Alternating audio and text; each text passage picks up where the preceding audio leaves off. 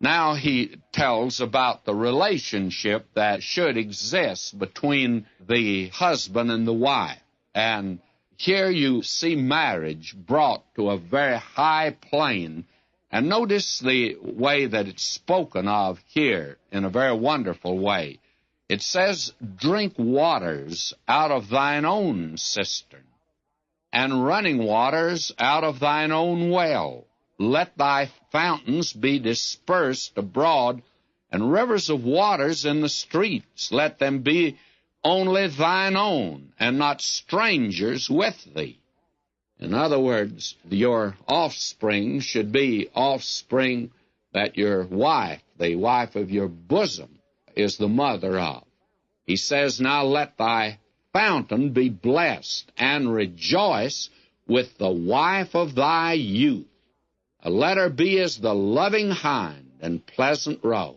Let her breast satisfy thee at all times, and be thou ravished always with her love. Now, the Word of God makes it very clear that physical love and sexual love is to be sanctified and brought to a very high level. There was a time when these things were taboo. They were not mentioned, and they were thought of as being maybe something that was immoral, even among married folk. It's a sort of a dirty thing. Do you notice here God lifts it to the very highest plane? Why? Because marriage is something God's given to the human family for the welfare and weal of mankind. It's something they're trying to get rid of today, of course. Now, for the child of God, for the Christian home, that should be a picture of the relationship between Christ and the church. And you can't have it any higher or holier than that. And God has said some very interesting things in this connection.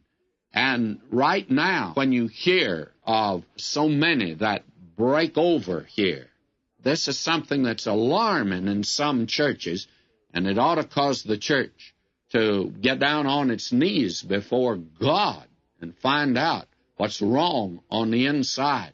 When again and again, this man runs off with another woman, and it happens not once and twice, but it probably is happening many times that folk don't know anything about. Well, there's something radically wrong there. The Word of God is not getting through and not influencing and swaying the lives of those that are there. Listen to what the writer to the Hebrews said in 13:4. Marriage is honorable in all, and the bed undefiled. God said this is a wonderful relationship. It's not something to be treated as if it's not a clean thing. Why, it's high and it's holy. But notice the other side of the picture. But fornicators and adulterers God will judge. A man came into me years ago. I was pastor of a church, and I'm not giving any details here because I don't want him identified, or them for that matter. And he announced to me that he was leaving his wife, a very wonderful wife and wonderful son, and he was going to run off with another woman. And they're all church members, let's say. But whether Christian or not, I'm not raising that. And he told me what he was going to do. Well, you can imagine what that young preacher at that time said, and I really laid it on the line to him. And he rose in indignation, and he said, "Are you trying to rob me of my salvation?" I said, "Brother, if you've got salvation, I'm not going to try to rob you of it. But I do want to say this to you, and I want you to remember it. If you are not God's child, then you're acting according to the way the devil's children act.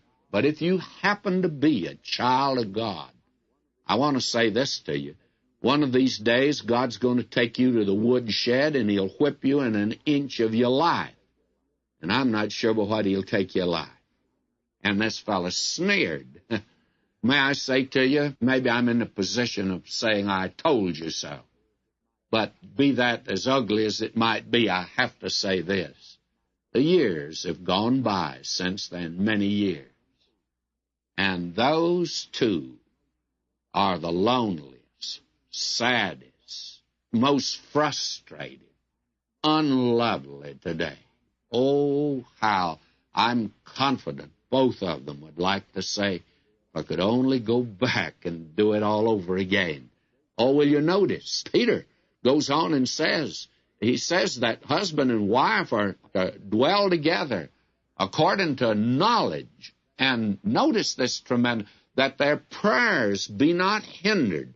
And that's in 1 Peter, the 3rd chapter. Read those first few verses. I'll not turn to them, but how tremendous they are. Let me tell you, this is a real test. When a husband and wife are so living before each other that they have joy and confidence and can kneel together and pray together and love together. And that home represents the relationship of Christ and the church. I want to tell you, my friend, that that is something God can and will bless. Oh, how important this is.